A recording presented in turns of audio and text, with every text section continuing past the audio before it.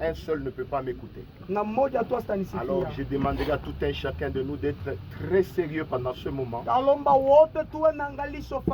profiter de cet instant, parce que le Seigneur veut parler à la créature qu'il a créée, moi et toi. Pour la petite histoire, avant que je ne donne la petite exhortation, j'ai connu, j'ai dit déjà pendant que je suis déjà pasteur, plus précisément à Lubumbashi. C'était un frère réservé, calme. Je me souviens que j'avais parlé personnellement avec lui sur l'œuvre du Seigneur. Il m'avait dit, papa, je suis trop préoccupé avec les études que je termine d'abord. Fin de compte, il n'avait même pas encore terminé, je l'ai vu dans l'église.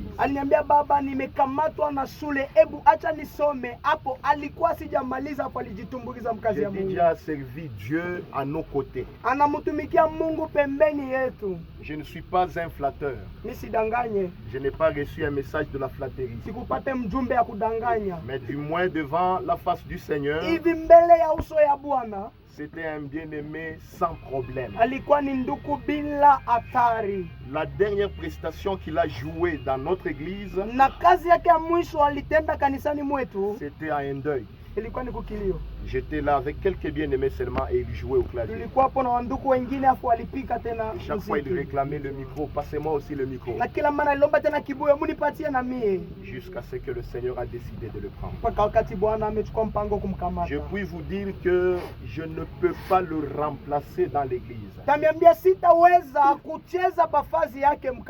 Personne ne peut même le faire. Parce que tout simplement ce qui était en lui, ce n'est pas moi qui le lui ai donné. C'est le Seigneur qui le lui a donné. Pas même son père biologique.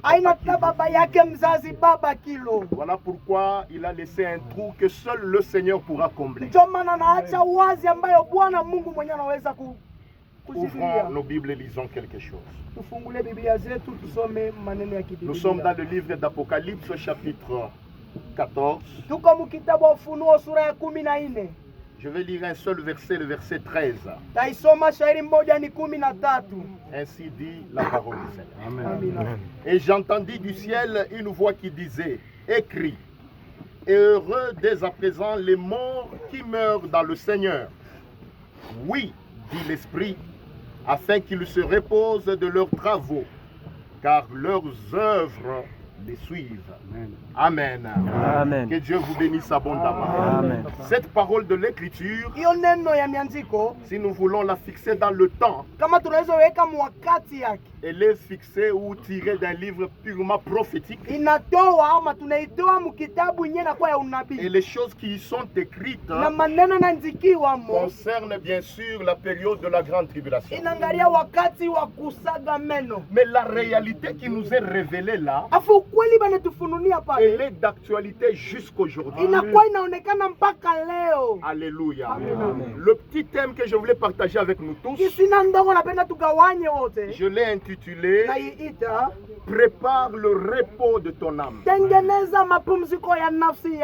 Alléluia. Amen. Que Dieu vous bénisse. Amen. Les hommes se préoccupent à beaucoup de choses. Parmi ces hommes, je figure aussi. Nous pensons léguer quelque chose à nos enfants. Préparer notre retraite. La loi et les prophètes ne sont pas contre cela. Mais un homme intelligent, en dépit de préparer ce qui est éphémère, il doit préparer le repos de son âme. La Bible dit ceci. Écris maintenant.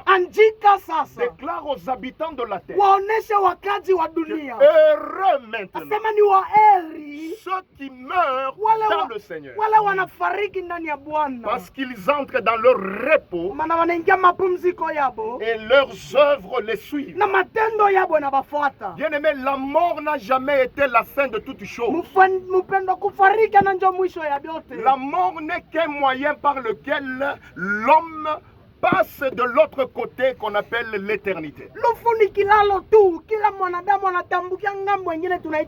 Ceux qui disent si un homme meurt, c'est fini, il n'y a plus rien pour lui, ils sont seulement séduits. Quand nous interrogeons les Écritures, nous voyons Jésus qui nous révélait ce qui se passe dans ce que les autres appellent l'au-delà. Quand il nous parle de l'homme riche et de Lazare, nous comprenons que tout ne s'arrête pas là.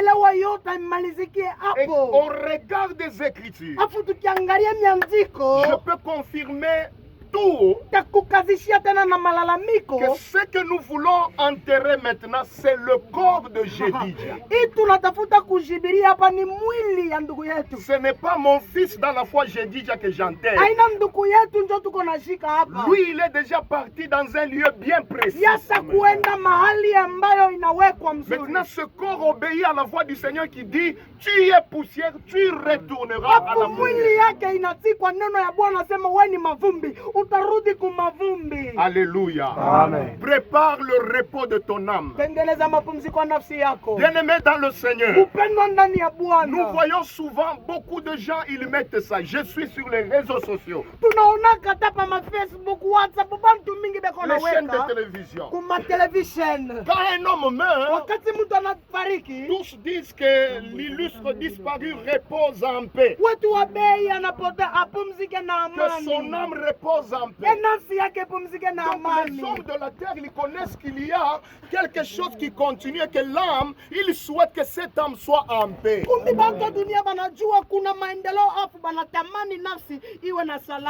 La plus grande question que je me suis toujours posée, que j'ai posée au docteur de théologie, en théologie qui nous enseigne, est-ce que cette déclaration que nous faisons a-t-elle de l'impact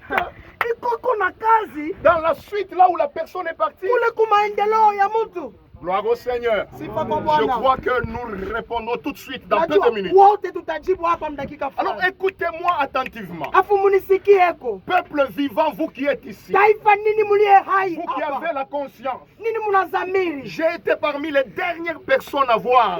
Parce que je l'ai pris dans ma voiture et on courait vers l'hôpital. J'ai vu dans l'état que je l'ai vu. Mais quand je nous regarde ici, je ne vois personne dans cet état. Alléluia.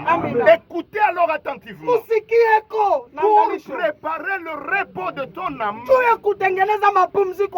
la première des choses que j'ai retenues, c'est que tout un chacun ici doit cultiver ce qu'on appelle la pensée de l'éternité. Alléluia. La pensée de l'éternité. Voici une chose que Satan se préoccupe à voler dans le cœur des gens. Que les gens oublient qu'ils ne sont pas éternels ici-bas. Alléluia. Écoutez ce que David le roi a dit. Il formulait cette prière à Dieu, disant: oh Dieu, apprends-nous à compter nos jours pour que nous appliquions notre cœur à la sagesse. Si tu ne sais pas compter tes jours, tu vivras dans la folie. Les gens aujourd'hui s'entretuent. Ils se chamaillent pour l'héritage. Ils se battent pour les postes, capables de s'empoisonner pour les postes, même ecclésiastiques. Aujourd'hui, les poisons sont entrés même dans les églises. Tout simplement parce qu'ils n'ont pas la pensée de l'éternité. Si tu sais bien qu'aujourd'hui, même si on mettait $1 million dans mon compte, il est possible que demain je meure et que je ne jouisse même pas de ce million. Alors nous allons commencer à réfléchir deux fois avant de faire du mal contre ton frère. Tu te diras: qu'est-ce qui me prouve que demain je serai là vivant? kesho. Voilà ce qui manque dans beaucoup de gens. Jele na bapusa ba mingi. Ils sont capables de tricher, Bana lazima de kuibia. frauder au boulot, Kuibia tu de paka. se maintenir. Kujichunga Mama benyewe. nalanda bongo jo ekale mubukwe. Il peut même tromper pour demeurer Pour dans le le mariage. mariage, pourvu que tu vivres pour un peu de temps, oubliant que nous ne sommes pas éternels ici. Anafanya kosa juu ya maisha mfupi, anasaulika tu na bamilele. Qu'est-ce que l'Écriture dit?